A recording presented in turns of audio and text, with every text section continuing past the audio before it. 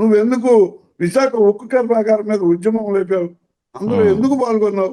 వాళ్ళు ఏం తప్పు చేశారని పాల్గొన్నావు? నాగభాస్కర్ అవును. సీట్ ఎక్కడం తప్ప? ఉమ్, లేకపోతే విశాఖ ఉక్కు మనకి రాగా ఆంధ్ర హక్కు అనే నినాదంతో వాళ్ళకి మీటింగులు చెప్పేవే, అది వాళ్ళు చేసింది తప్ప? యాజమాన్యం చేసింది తప్ప? ఉమ్, కాస్త కూడా మీకు లోక జ్ఞానం లేదండి, పెద్దవాడు అంటారు. అవును. ఏమన్నా నేను చిన్న చిన్న సెటారికల్ గా ఒక విషయం చెబుతానండి. ఆంధ్ర రాష్ట్రం అనే స్కూల్లో వెంకయ్య నాయుడు ఒక పంతులు గారు, ఉమ్, ఒక క్లాస్ లో జగన్మోహన్ రెడ్డి, చంద్రబాబు నాయుడు, ఇంకా మిగతా వాళ్ళు అందరూ ఉన్నారు. ఉమ్, మన దేశ ప్రధాని మోడీ గారు డిఈఓ గారు అనుకోండి, ఓకే. ఉమ్, అమిత్ షా గారు ఇన్స్పెక్టర్ గారు. ఉమ్, ఇది చిన్న చిన్న సెటారికల్, అంత తప్పే. ఆ, పర్లేదు సార్. అయితే వెంకయ్య నాయుడు గారు క్లాస్ లో ఉండి ప్రఖ్యాతిగాంచిన జగన్నాథ స్వామి గుడి ఎక్కడ ఉంది అనే ప్రశ్నకి సమాధానం రాయండి అని చెప్పాడు. ఉమ్, ఉమ్, చేస్తే జగన్మోహన్ రెడ్డి గారు పూరి అని రాశారు.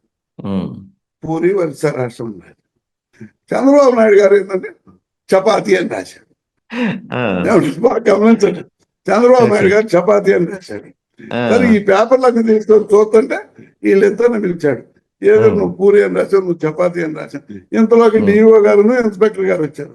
వాళ్ళు కూడా ఉమ్, ఈ పేపర్లు చూశారు. ఉమ్, ఇదేంది, ఇది తప్పు రాశాడని. వెంకయ్య నాయుడు గారు ఏం సమర్థించాడో తెలుసు కదండి. ఉమ్.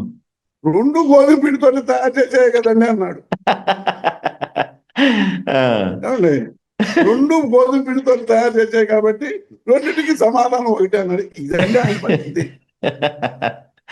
ఆ, మీకు అర్థమయ్యే ఉంటుంది. అర్థమైంది సార్, అర్థమైంది. ఆ, ఇది ఆయన పరిస్థితి. అంత ఓకే. బ్లంట్ గా ఉమ్, ఉమ్, చంద్రబాబు ఉమ్, నాయుడు ఉమ్. సపోర్ట్ చేసే ఆలోచన ఉన్నటువంటి వ్యక్తి వెంకయ్య నాయుడు.